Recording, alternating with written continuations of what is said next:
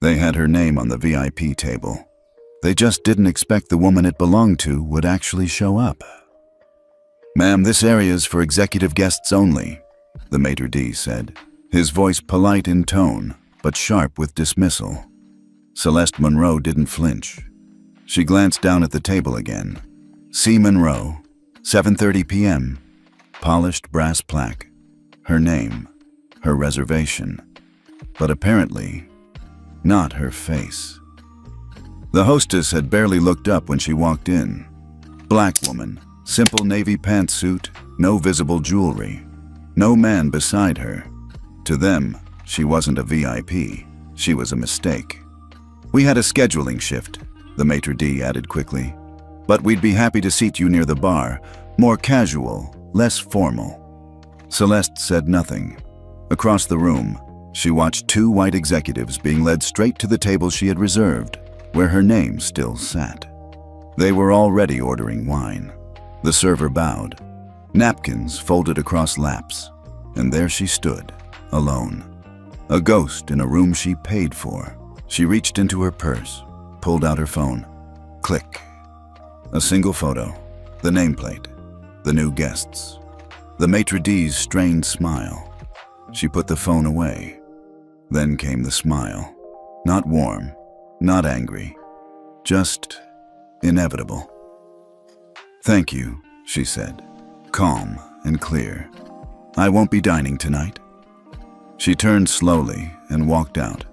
Every step measured, deliberate. The kind of walk only someone with absolute power could afford. The maitre d' watched her leave, relieved he'd handled the situation. He didn't know that in 10 minutes, that woman, the one he dismissed as not belonging, would quietly trigger a $740 million capital freeze that would choke his entire hospitality group from the inside. "Tell us where you're watching from. Have you ever been judged before they even knew your name? Stick around. This one's about to flip everything." Celeste Monroe didn't come from money. She came from Atlanta's South Side, where single moms raised daughters like her with grit and grace, where making it out didn't mean fame. It meant survival. She earned her first scholarship at 11, graduated top of her class, then Stanford, then Wharton. While her peers chased corner offices, Celeste chased a vision no one else could see, a future where ethics weren't optional in business. She didn't just talk about impact, she designed the system to measure it. Her firm, Verdant Trust, started as a whisper in a shared workspace. Now it managed $8.1 billion in ESG capital, making or breaking companies based on how they treated people, not just shareholders. And for industries that prided themselves on luxury, fashion, hospitality, private aviation, Verdant wasn't just an investor, it was the gatekeeper. But Celeste's true legacy wasn't the money. It was the code behind it. 10 years ago, she quietly led a team of data scientists, behavioral economists, and civil rights lawyers to create what is now known in global finance as the Ethos Core Index, a real-time ethical scoring system adopted by 61 financial institutions and counting. It didn't just track carbon emissions or board diversity. It measured how a company behaved when no one was looking, who got hired, who got heard, who got humiliated. And tonight, in that dimly lit Michelin-starred dining room in Geneva, Ethos Core was watching. What the maitre d' saw was a black woman who didn't fit the room. What he missed was the architect of the very system his restaurant depended on for survival. Celeste didn't need to cause a scene. She didn't need to yell. All she needed was 10 quiet minutes to mark his entire empire as non-compliant. And once that happened, it wouldn't just be the restaurant that paid. It would be every property, every investor, every partner. One signature, one flag, one silent consequence at a time. "You said her name was Monroe?" The younger hostess glanced at the maitre d'. She looked nervous, but not sorry. He just shrugged. There's no way that woman was C. Monroe, not in that outfit. The servers chuckled quietly, pretending not to laugh too loud. One leaned in and whispered, "I thought she was a personal assistant, not the actual client." What they didn't know, what they didn't even bother to ask, was that Celeste Monroe had reserved that table herself through a private assistant, with a company card linked to a hospitality account that billed more in 1/4 than the restaurant grossed in a year. But none of that mattered when they looked at her. They didn't see a client. They saw an inconvenience, a mistake that had walked in wearing confidence and dark skin. 2 minutes later, the table marked C. Monroe was now hosting a pair of white businessmen in tailored suits. A server poured their wine and bent so low it was nearly comical. Meanwhile, Celeste was already gone, having slipped out the door with no raised voice, no argument, and no drama, which only made it worse. Because now, without a scene, there was no excuse. The maitre d' still felt proud. "We handled that cleanly," he said, dusting his lapels. He didn't notice the woman near the bar who had recorded everything. He didn't notice the server who took a picture of the reservation list showing Celeste's name. He didn't see the silent fallout already unfolding behind the scenes. And most of all, he didn't realize that the woman he'd just removed from that table wasn't just someone. She was the reason they had funding to exist. That nameplate?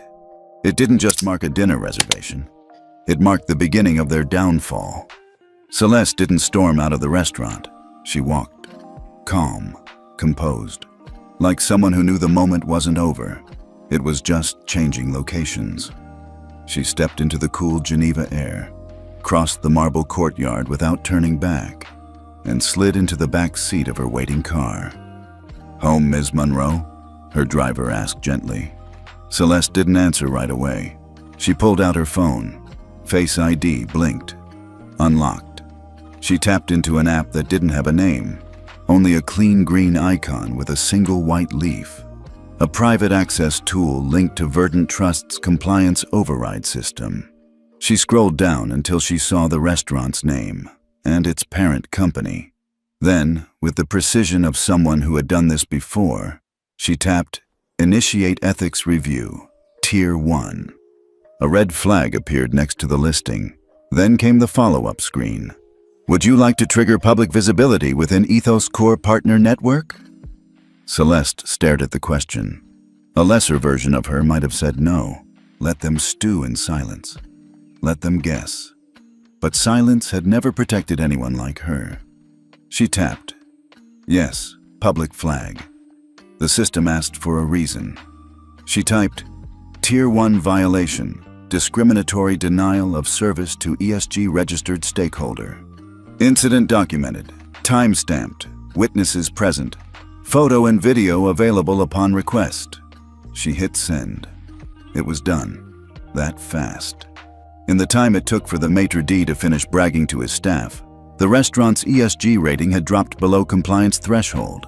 And within minutes, alerts would hit inboxes across 5 time zones. Investment firms, banks, booking platforms, hospitality alliances. A silent domino, already falling. Celeste put the phone down, leaned back. She didn't need to scream. She didn't need a headline. She just needed them to underestimate the wrong woman. One last time. The maitre d' slept soundly that night. He thought he had handled it well. No scene, no shouting, no customer complaint logged in the system. That woman had left quietly. Problem solved. Nothing to report by 7 o'clock a.m. The next morning, his name was flagged in an internal incident log he didn't even know existed. And by 8:12 a.m., his employer, the general manager of Maison Etienne, one of Geneva's most exclusive dining establishments, received a confidential email marked urgent. Ethics breach confirmation. Level 1. Attached was the photo. The nameplate, C. Monroe, 7:30 p.m. The 2 white executives at the table. The timestamp. Then came the words that made the GM's stomach drop. This incident has been flagged by the original architect of the Ethos Core Index. Compliance status has been downgraded to non-compliant pending investigation. All ESG-linked capital allocations will be paused effective immediately. Partner institutions have been notified. It didn't take long for the chain reaction to begin. By 9 o'clock a.m., 3 ESG-aligned investment funds froze $280 million in active capital connected to the parent company that owned Maison Etienne and 4 boutique hotels across Europe. By noon, a Japanese travel conglomerate, one of their biggest booking partners, canceled its seasonal group contract, citing brand values misalignment. By 4:30 p.m., a luxury airline lounge partnership pulled its co-branding from the hotel's flagship property in Zurich. And by the end of the week, $740 million in ESG capital had been frozen, 4 strategic partnerships collapsed, and investor confidence sank to the lowest it had been in 5 years. All over a dinner table. No press release had gone out. No lawsuits, no angry tweets, just a quiet flag in the right system, seen by the right people. The CEO of the hospitality group, Etienne Laurent, stared blankly at the data streaming across his private dashboard. Graphs plunging, notifications piling up, legal teams scrambling. He turned to his chief risk officer. "What the hell happened?" The officer didn't answer. He just slid a tablet across the table. On screen was a paused video still. A black woman standing beside a VIP table, her name clearly visible on a plaque, her posture calm but firm. "That's Celeste Monroe," the CRO finally said. "She's the architect behind the compliance framework we use to maintain our ESG credentials. She also controls the single largest ESG fund backing our portfolio." Etienne went pale. "Why didn't anyone tell me she was dining with us?" The CRO looked down. "Apparently. We kicked her out before she ever sat down." Somewhere across the city, in a penthouse overlooking Lake Geneva, Celeste sat quietly, legs crossed, tea in hand. Her assistant stood beside her. "It's begun," the assistant said. "Verdant's capital has pulled. Ethos Core partners followed. Internal memos are flying everywhere. No one knows who gave the order." Celeste looked out at the lake, calm as ever. "They'll know soon enough," she said softly. "But by then, it won't matter." She wasn't angry. She wasn't vengeful. She was precise. She knew that outrage faded. Headlines moved on. But reputation, once shattered in the right circles, never really recovered. And in the world Celeste operated in, silence wasn't weakness. It was strategy. By the end of the 3rd day, the hospitality group's press team was in full meltdown. Phone calls from board members, panicked emails from banks, a growing list of clients asking why their bookings had disappeared from platforms without explanation. The restaurant, Maison Etienne, was only the match. But the dry field around it, that was the group's outdated culture. And now it was burning, fast. In their Geneva office, executives scrambled to contain the damage. Can we reverse the rating? Who do we speak to at Ethos Core? Can someone apologize, quietly? But no one had answers. Because the person who triggered it wasn't just using the system, she built it. In investor circles, the whispers had started to turn into quiet exits. 2 private banks quietly withdrew $120 million in commitments. A Swiss pension fund removed the group from its ethical investment list. And most quietly damaging of all, Verdant Trust issued a statement. It was just 2 lines. Simple, polite, deadly. Verdant Trust confirms an active disassociation from any holding or institution currently flagged as non-compliant under the Ethos Core Index. We will continue to monitor systemic alignment with our values. No name, no drama, but everyone knew who they meant. Back at Maison Etienne, the maitre d' who had started it all was still unaware of the storm unfolding. He served wine. He greeted guests. He laughed with a regular, until a senior manager pulled him aside. "You're being put on leave, effective immediately." "What? Why?" The manager didn't answer, didn't need to.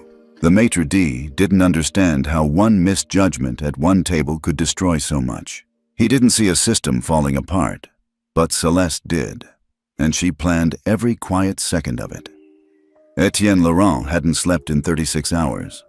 The CEO of Levant Hospitality Group, owner of Maison Etienne and a dozen elite European properties, had watched his empire unravel faster than he could schedule a damage control call.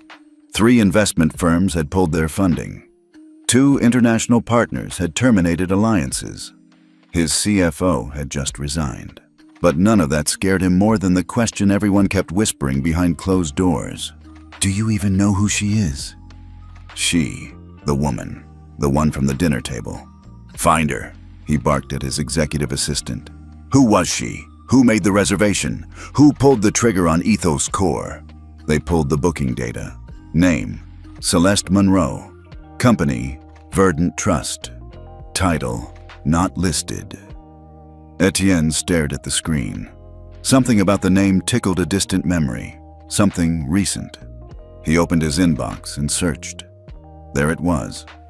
Subject, Ethos Core Compliance Summit, Speaker Roster.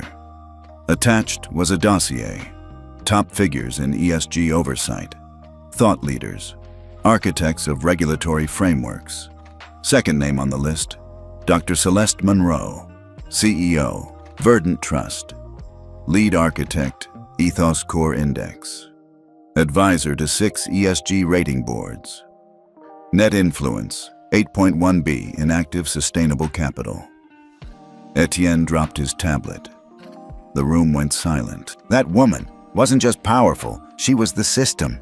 Within hours, the story spread through private finance channels. Then media picked up whispers. A tweet from an anonymous insider at a Swiss ethics fund read, Geneva's Golden Boys denied service to the woman who built the platform they depend on. Another post showed a screenshot of the reservation plaque. C. Monroe, 7:30 p.m., still visible behind 2 white executives sipping wine. A video followed. Short, blurry, but enough. Celeste standing at the table, calm, dignified, silent. The comments exploded.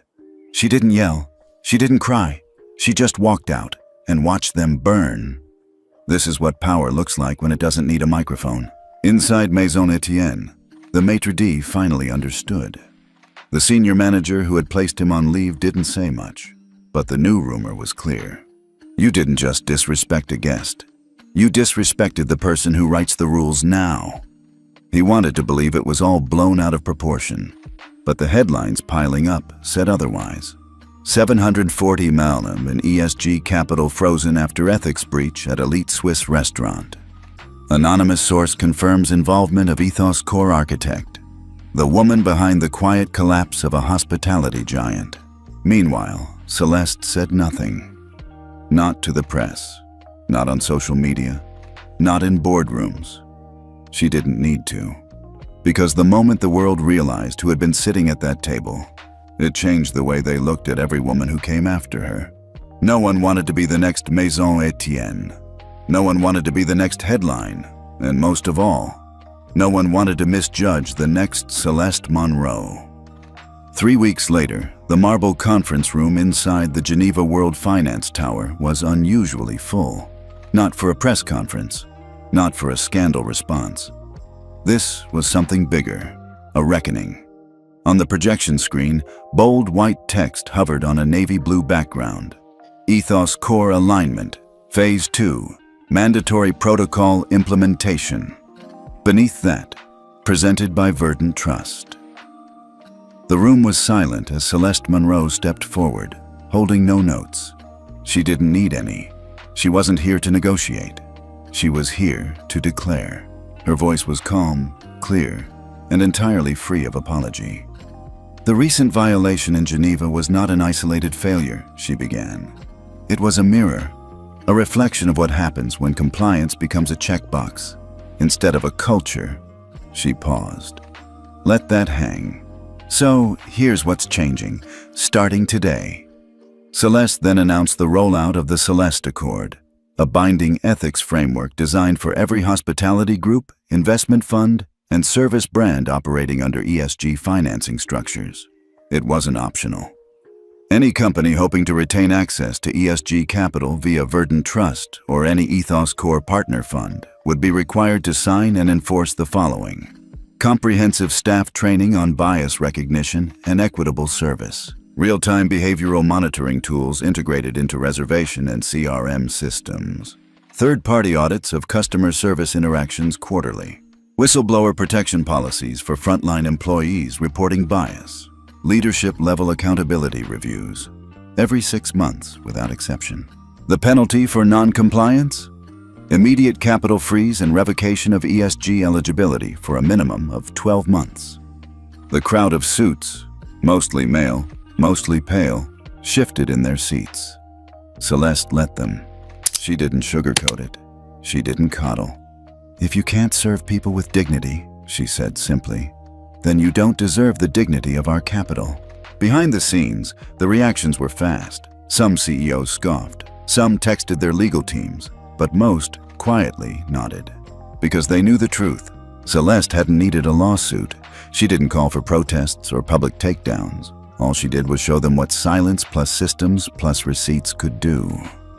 The CEO of Levant Hospitality officially stepped down the following week. Maison Etienne, rebranded, retrained, and publicly signed. The Celeste Accord, front page of Le Monde, and in boardrooms across Europe, Asia, and the US. Ethics officers added one more item to every upcoming meeting agenda.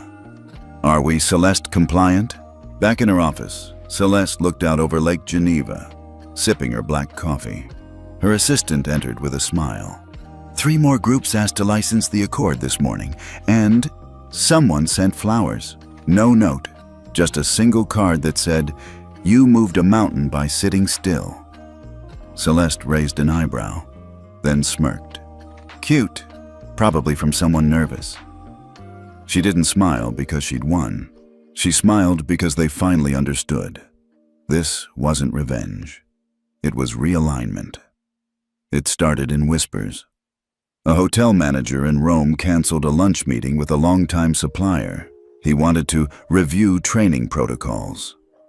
A boutique concierge director in Paris quietly swapped out his entire front desk team.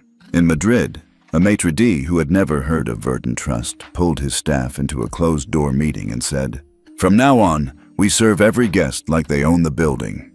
No one said the name out loud, but everyone knew who they were afraid of. They called it the Geneva effect. It didn't spread through the media. It spread through email chains, back-channel investor calls, and internal memos marked confidential. Verify all ESG-linked reservation logs. Cross-check client tier tags against Ethos Core registration. Do not dismiss guests based on appearance. Non-negotiable. One luxury hospitality consultant said it best during a seminar in Singapore. You don't know who she's trained. You don't know who's watching. So, act like she's always in the room. Meanwhile, Celeste wasn't making any public appearances. No interviews. No op-eds. She didn't need to, because her silence had already become policy.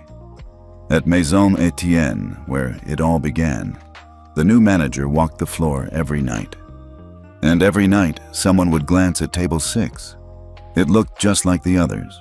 Linen cloth, polished silver, soft candlelight. But to the staff, it had a name they didn't dare speak. A name that no longer needed a reservation tag. C. Monroe. Because that was the table that changed everything. Etienne Laurent was no longer CEO. There was no press conference, no dramatic headlines, just a sterile corporate statement. Leadership transition in progress. But everyone inside the industry knew he'd been removed. In his final week, Etienne made one unannounced visit to the Zurich headquarters. No one asked him to. He just showed up. No driver, no assistant. Just a quiet man in a dark coat, walking into the building he once ruled. He didn't go to the boardroom or his corner office. Instead, he headed for the private lounge tucked near the rear exit, a room reserved for confidential conversations. That same room where, weeks earlier, Celeste Monroe had stood in silence and changed everything. The furniture hadn't moved. The small wooden table still bore a faint ring from a wine glass. He sat down and then, slowly, reached into the inside pocket of his coat. He pulled out a folded, crumpled sheet of paper. It was worn from being handled too many times.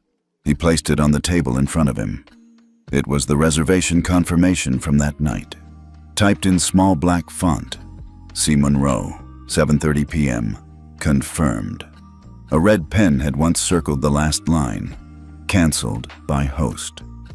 Etienne stared at it for a long while. He didn't speak. No one else was there. But in that silence, something shifted. His expression wasn't defensive. It wasn't angry. It was the look of a man who once believed he controlled the room, and now knew he never even understood who was in it. Across the city, Celeste Monroe was prepping for a round table with 3 young women founders from South Africa. Her assistant entered quietly. 11 new companies just requested early-stage Ethos Core audits. Voluntarily. Celeste nodded without looking up. Good. Let them learn early. Dignity in service isn't an extra. It's the baseline. Back at Maison Etienne, Table 6 remained untouched. No one booked it. No one assigned it. It wasn't marked. No nameplate. No plaque. But every staff member knew that chair was hers. And no one was entitled to it anymore. It didn't happen overnight. But something had changed. First came the calls. From global brands. From silent competitors. From government departments wanting to understand the framework better. Then came the replication. A luxury travel group in Dubai. An art auction house in New York. A private aviation company in Hong Kong. All requesting training. All asking the same thing. Can we license the Celeste Accord? And Verdant Trust? It didn't just grow. It transformed. Within 6 months, over 61 ESG-aligned institutions had voluntarily adopted Ethos Core's full compliance model. Not because they were forced to, because reputation had become currency, and Celeste Monroe's signature now carried weight far beyond capital. At a major summit in Singapore, a veteran hotelier whispered to a peer, "Forget blacklists. These days, the scariest thing is silence from Verdant." But while the world shifted, Celeste stayed silent, publicly at least. She didn't post on LinkedIn. She didn't grant interviews. She didn't campaign for awards. Instead, she showed up in rooms that used to ignore her and watched people adjust their posture. One evening, at a global hospitality roundtable in Vienna, a man who once dismissed her at a gala approached with hesitation. "Ms. Monroe," he said carefully, "I owe you an apology." Celeste looked up from her water glass, calm. "I don't accept apologies without action." He nodded humbly, then handed her a signed copy of their board's new ethics resolution, built on the Accord framework. He wasn't groveling. He was acknowledging. Celeste took the paper. "That I accept." Meanwhile, stories began to surface. An elderly black couple received personal escorts to their suite at a hotel that once faced racial bias complaints. A young woman wearing a hijab was offered the front row seat at a luxury spa seminar, not overlooked, but invited. A former flight attendant shared anonymously, "When we asked for a code to follow, now we have one." Celeste watched all this from a distance. She never said, "I told you so." She didn't need to. Because when you build a system powerful enough to rewrite what people believe is possible, you don't have to fight anymore. They start fighting to meet your standard. One rainy evening in Geneva, Celeste took a call from her mentor, Daria Okoye. Daria chuckled from Lagos. "Do you even realize what you've done?" Celeste smiled softly. "I didn't do anything they weren't ready for." "You didn't need to. That's the genius," Daria replied. "You built the expectation. Now they're chasing it." Back in her office, Celeste opened her laptop. A new dashboard update blinked.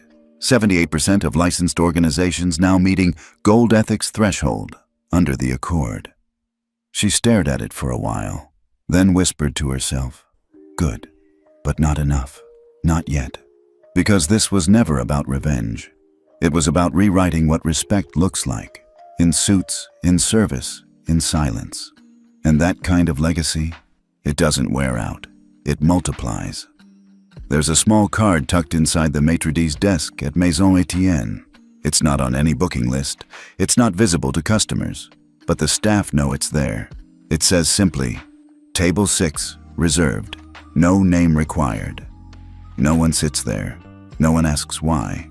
Because in the weeks and months since that night, the story spread, not just as gossip, but as quiet scripture. The woman who didn't raise her voice changed the industry. And everyone knows Table 6 is where it all started. Some evenings, a new server will ask, "Should we reset Table 6 tonight?" The manager just gives a soft nod. Polished silverware, a single candle, clean linen, nothing fancy, but nothing forgotten. Because it isn't just a table anymore. It's a reminder of what happens when you look someone in the eye and decide they don't belong, and what can happen when that someone writes the rules you now live by. Celeste Monroe never returned to Maison Etienne. She didn't need to, because the mark she left wasn't carved in wood. It was carved in memory, in policy, in compliance codes, in the uncomfortable pauses that now happen in boardrooms before someone says, "Let's be sure we're treating every guest fairly." Remember what happened in Geneva. The candle at Table 6 still flickers some nights. A quiet flame, no name, no fuss. But everyone in the room knows who it's for. What about you? Have you ever been judged before they even knew who you were? Or maybe you've seen someone silently rise above it, like Celeste did. Tell us your story in the comments. We read every single one. And if this reminded you of someone who needs to hear it, share it with them. Because sometimes one table, one moment of quiet dignity is all it takes to shift the whole room. We'll see you next time. And until then, stay bold, stay kind, and never underestimate the power of stillness.